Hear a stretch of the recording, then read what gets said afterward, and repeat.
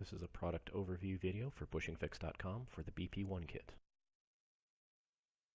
This kit fits the inside of several different vehicles near the shifter. To get to this, you'll need to remove the console or the knee bolster depending on your vehicle. There are several different cable styles it goes in.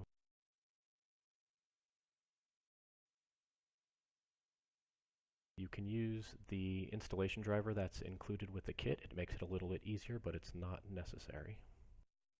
It's also helpful to use that driver to push the bushing onto the pin after it's been installed into the cable. Some pins have a retaining clip, and if you remove one of those when you take this apart on the pin, you'll want to save that to put it back in when you're done. Other pins have a slightly larger head like the one shown in that picture there. Use a small amount of grease included with the grease packet. And the complete instructions are located on the website. You can order at bushingfix.com. Thanks again.